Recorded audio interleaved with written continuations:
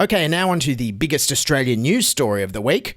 Our bad job at jabs. Well, there was good news and there was bad news on the vaccine front today. Ooh, can I guess? Is the good news that everyone who gets a vaccine gets a free Tim Tam Slam? Because that'd be awesome. Oh, no, wait, I think there's only bad news. Health officials have now accepted there is a risk the AstraZeneca vaccine can cause fatal blood clots in people under 50, leaving the already struggling rollout in disarray.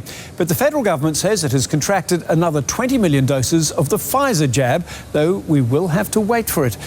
Last night, health authorities ruled the AstraZeneca jab, the backbone of the nation's COVID fightback, should not be used on anyone under 50 over blood clot fears.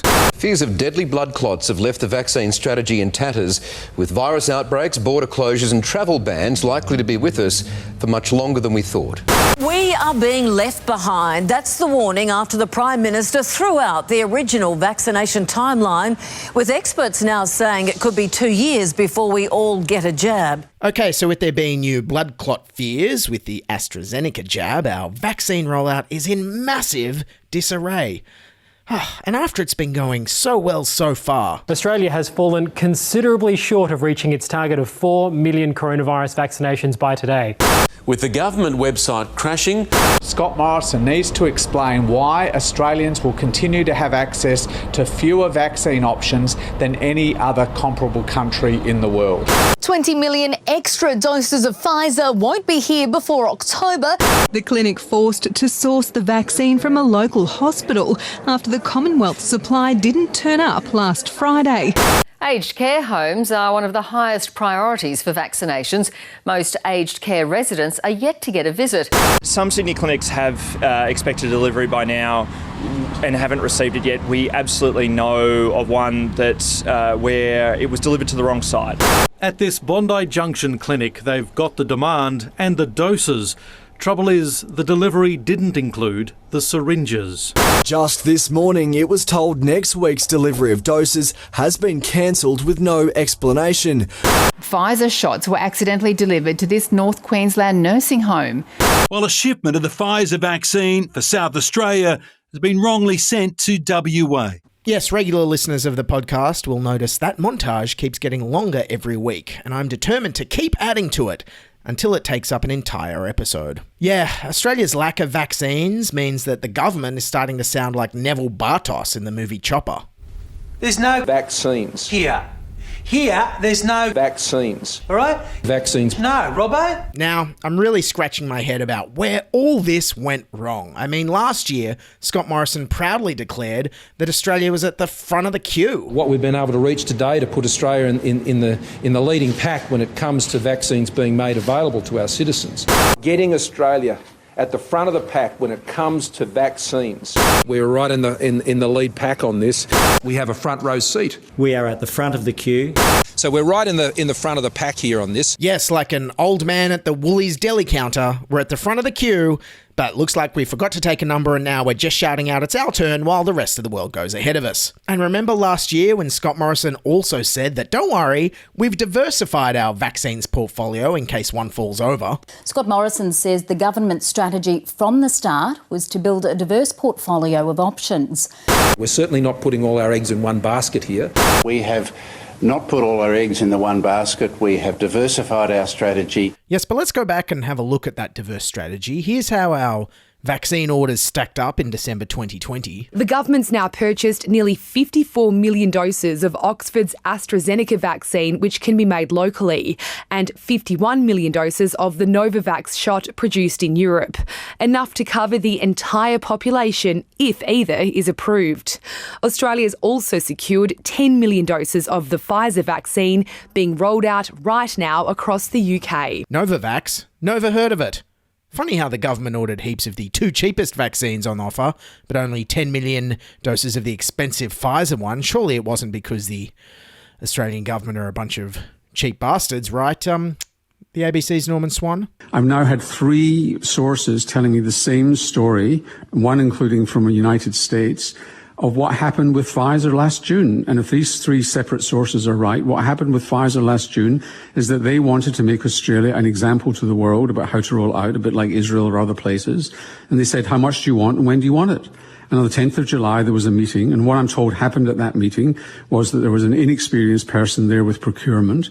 And they said, they were pretty rude at the meeting. And they said, well, you're going to have to give us all your IP, which is, an amazing thing to have said. And started nickel and diming on the cost. And essentially the conversation stopped. And then they came back in November, Commonwealth, and only got 10 million doses. They should have ordered 40 million so that we've got enough as a true backup. Yes, but why order 40 million doses from one of the world's most established top drug companies when you can just order, say, 51 million doses from your mates down the road at the University of Queensland? Sorry, how did that go again? Australia's homegrown COVID vaccine has been abandoned. Today we learned researchers knew there was a risk it would show false positives for HIV in patients, and it did. The government contract for doses from the University of Queensland lab has been torn up. Taxpayers spent hundreds of millions of dollars developing the UQ vaccine. Money well spent. Every single cent. Geez, that's an odd response. I wonder if he had all his mates over and ordered hundreds of pizzas and they never turned up. I wonder if then Scott Morrison would still be like... Money well spent. Every single cent. And then the other smashed egg in the basket was we decided to kick off our vaccine rollout with imported AstraZeneca doses from Europe at the beginning of the year. How did that go again? The Prime Minister is again appealing to the European Union to release millions of promised COVID-19 vaccines. Scott Morrison maintains Australia is owed more than 3 million doses from overseas manufacturing facilities. And that's what's holding up the nation's rollout. Australia ordered 3.8 million AstraZeneca doses from Europe last September. That was cut to 1.2 million in January, 500,000 in February, then just 250,000. A delivery that was blocked by the European Union in March. Only 700,000 doses have arrived, sourced from countries outside Europe. It's straightforward maths. 3.1 million out of 3.8 million doses did not come to Australia. Yes, and this, of course, was probably because Europe was having hundreds of deaths a day and needed the vaccines to stop the outbreak there, while we didn't have a single death in the first half of 2020. So while Scott Morrison insisted... We're certainly not putting all our eggs in one basket here. 2 brands of eggs fell over, he didn't order enough of the expensive good eggs, and the only egg we can make locally causes blood clots. The basket of eggs is looking very empty to me.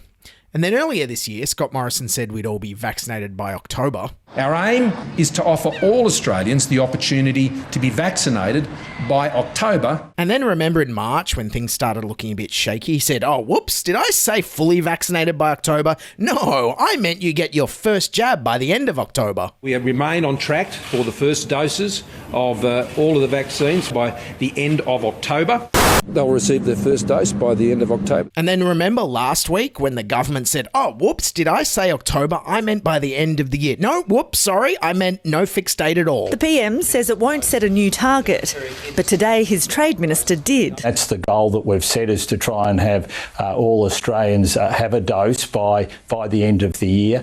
Before his Health Minister stepped it back. There's been no change in our position, as the Prime Minister said, and our goal is to ensure that every Australian is vaccinated as early as possible. Yes, as early as possible. The government is being more vague and non-committal than a stroppy teenager. Hey, Dad, I'm just going to a party. When will you be home, son?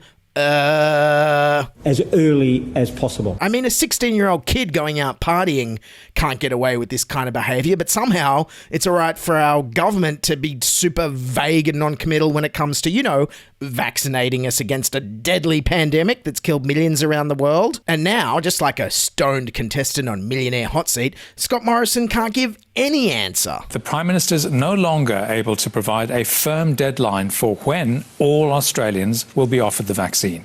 When the rest of the country will be vaccinated, now far from certain. We're not in a position at the moment to reconfirm a timetable. I mean, geez, I'm just making a dumb comedy podcast in my spare time, but even I try and stick to some kind of a deadline every week, give or take a day. Sorry, this week's episode was late. I mean, and I'm not curing anybody of anything except for their hunger for finally written incisive satire and wacky clips. So how did Scott Morrison announce that they've scrapped all their targets this week? He scrapped vaccination targets in a social media post.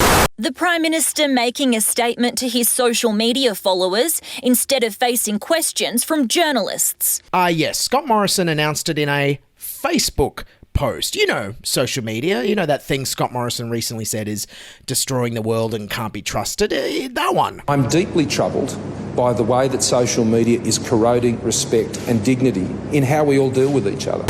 Don't go to Facebook to find out about the vaccine. Go to official government websites. Yes, don't trust Facebook, except when I release things on Facebook. Please go to Facebook now. Facebook was awesome. No, not the Labour meme pages, though. Please ignore them. And as for what all this means, well, Professor Stephen Duckett of the Grattan Institute told the ABC 730 that this could be a worrying sign. I suspect that means they don't have a plan, because you can't develop a plan with no targets, so they either have a secret plan and secret targets or no targets at all and no plan at all. Yes, no plan at all. I mean, geez, even Cousin Larry on the classic 90s sitcom Perfect Strangers always managed to have a plan. Cousin Larry booked another party for me without telling me. Larry? Well, don't worry. I have God. a plan. Belky, I have a plan. I have a plan. I tried to get that on a Chaser show once and they wouldn't have it, so that one's for me. And if you're wondering, no, I won't tell you how long it took me to find those clips for a very outdated joke no one gets but me and wasn't very funny.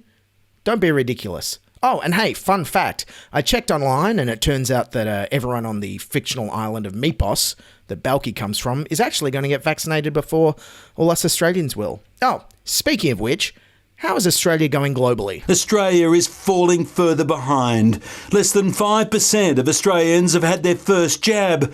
Compare that to the United States, which has now reached more than 57%, and the European Union at almost 22%. Now that puts us at number 91 in the world for the speed of the rollout, just behind Nepal and Jordan. So I went online and checked the US vaccination criteria, and it turns out the New York subway pizza rat is going to be eligible for a vaccine well before I am. Yes, the Australian rollout is such a disaster that even Labor leader Anthony Albanese managed to land this vicious takedown of the government. This government couldn't run a choco vine up a back fence. Yeah, good one, Albo. You really got him that time. I'm sure everyone in Australia is completely aware of what speed choco plants grow at, you outdated inner West Gen X dad you. Okay, so what caused these targets to be abandoned? Well, Australia was going to be heavily reliant on the Oxford AstraZeneca vaccine as we can manufacture it locally, but 3 million doses from overseas never turned up to kickstart the rollout. And then last week, this happened. Regulators say people aged under 50 should avoid taking the AstraZeneca drug because of a small chance it could cause blood clots. Experts reviewed a possible link between having the AstraZeneca vaccine and a rare type of brain blood clot. Okay, brain blood clots sound pretty serious, but what are the chances of someone actually getting these? Relatively tiny compared to the risk of deep vein thrombosis from the contraceptive pill. The chance of death is put at 1 in a million. Critics say you're more likely to die scuba diving, under an anaesthetic, riding a motorbike, swimming in a pool, even giving birth. If you know what to look for and you get to the hospital, the risk of death is so much lower, infinitesimally lower than hopping in a car. Geez, if I'd have known that, I never would have driven to my scuba dive last weekend. Oh, I must really have a death wish. Oh, and then there's this scary stat. The blood clots have been seen in about 1 in every 200,000 people, which translates to a 0.0005% chance of you getting one. To put that in perspective, about 1 in every 1,000 Australians, or 0.1%, is at risk of developing a blood clot known as deep vein thrombosis every year, even without the vaccine. Jesus, this government really needs to hurry up and get us vaccinated before we all get blood clots from sitting around and doing nothing all year. Yes, in fact, the risks are so low that the government believes it's still okay for under 50s to get AstraZeneca, provided we just give consent that we're aware of the risks. There is no ban or prohibition on the use of the AstraZeneca vaccine across the adult population. There is a recommendation for a preference. From Monday, eligible people under 50 can choose to get the vaccine after giving updated consent. Yes, and in response, New South Wales Police Commissioner Mick Fuller has said, hey, I have an idea for a consent app you may be interested in. It was originally for something else, but but people didn't like it. In fact, the risks from AstraZeneca are so low that the Prime Minister has said he's happy for those close to him to get it, including his mum. The AstraZeneca vaccine is a life-saving vaccine, and particularly for vulnerable Australians. That's why I want my mum to get it, and that's why I want your mum to get it, and your dad, and your uncle, and your aunt, your brother, your sister. Your butcher, your baker, your drummer. It makes no difference what group you're in. We're all unvaccinated people. I apologise for singing. Yes, Scott Morrison's always been confident in the AstraZeneca jab. I mean, last August he said he'd be happy to get it. Weren't tempted by the Russian vaccine? To do that. No, I think we'll go with AstraZeneca. I think we'll stick with AstraZeneca. Okay. So, of course, when it was his turn to get vaccinated in February, he got the Pfizer one. The first Pfizer jabs were dispensed to a handful of the most vulnerable, those on the front line, and to inspire confidence, Australia's chief nurse and Prime Minister. The PM saying it's not queue jumping, but confidence building. What we're demonstrating today is our confidence. I am supremely confident. Yes, and nothing builds confidence like jumping to the front of the queue for the expensive imported vaccine that most Aussies weren't probably going to get anyway. Good job. Yes, Scott Morrison is the kind of a guy who turns up at your dinner party with a $3 bottle of Aldi wine and then drinks your imported French champagne all night, you know, to build confidence in the $3 bottle of Aldi wine.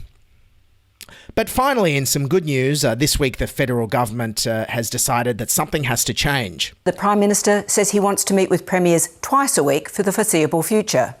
And now we have some idea what they'll be talking about, with Scott Morrison flagging a new way to deliver vaccines. Ah, yes, a new way. Well, I hope it's something completely new, like something nobody's ever thought of before. Like maybe if they can figure out a way to deliver COVID vaccines via, say, the TV airwaves, that way we'll manage to have the entire nation vaccinated before the first commercial break on Married at First Sight. Opposition leader Anthony Albanese managed to viciously nail Scott Morrison for wanting more meetings to sort out this debacle. Under Scott Morrison, we'll meet them on the beaches, we'll meet them on the phone hookups. That's his idea of war footy. Yeah, nailed it, Albo. You're on fire this week. Never stop. No, but seriously though, when they say they have a new way to deliver vaccines, you'll never believe what they thought of. After repeatedly steering clear of talk of mass vaccination centres, the Prime Minister today said they'll be on the table on Monday. The Prime Minister has indicated that millions of people should now expect to get their COVID jab at mass vaccination centres instead of GPs or pharmacies. Yes, mass vaccination centres. You know, like the whole rest of the world is doing to immunise everyone very quickly. Ah, where did they think of that one? Look, at the end of the day, let's just stand back and have some perspective. Thankfully, we have the pandemic pretty much under control here. Australia just had our first COVID death in almost 6 months, which, although was sad, still shows we're achieving amazing things here compared to the rest of the world. And even though we're about to head into winter, the chances of more outbreaks, border closures and lockdowns is non-existent.